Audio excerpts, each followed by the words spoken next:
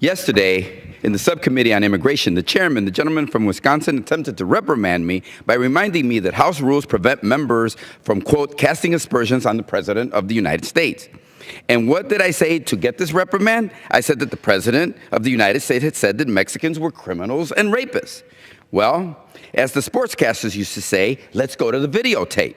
Almost the first words out of Donald Trump's mouth when he descended the golden escalators to launch his presidential campaign was this: when Mexico sends its people, they are sending their best. They're not sending their best. They're bringing drugs, they're bringing crime, they're rapists, and some, I assume, are good people, unquote.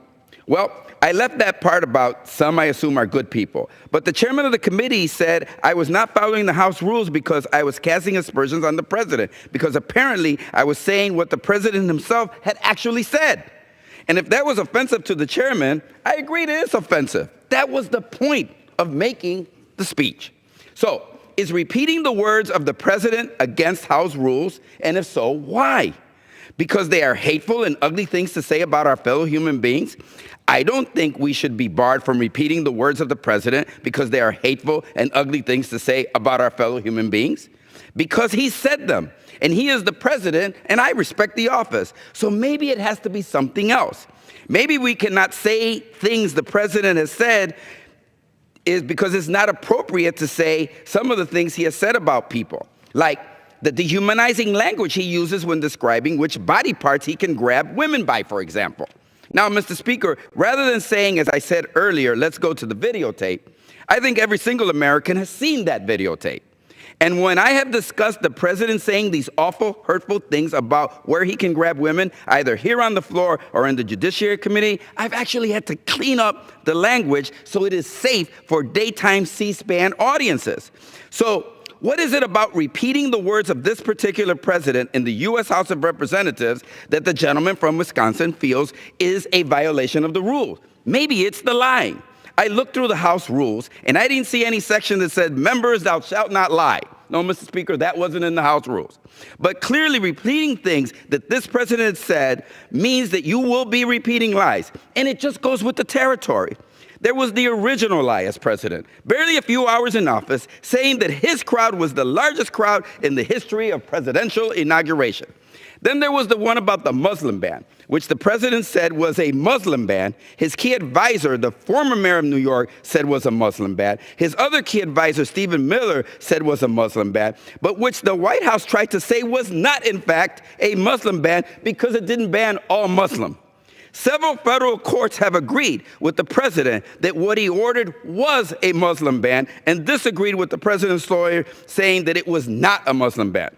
But what about when the president said that he saw American Muslims celebrating in New Jersey on 9/11? We know that was a lie.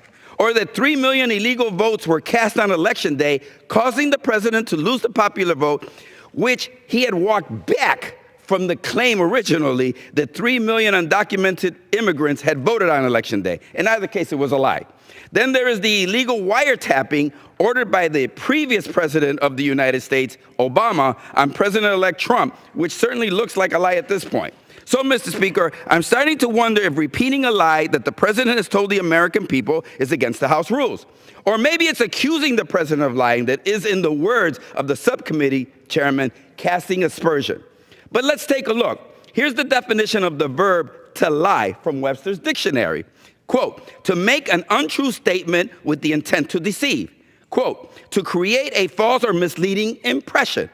By those definitions, I would say I'm on pretty solid ground from a factual standpoint that the President of the United States has told lies.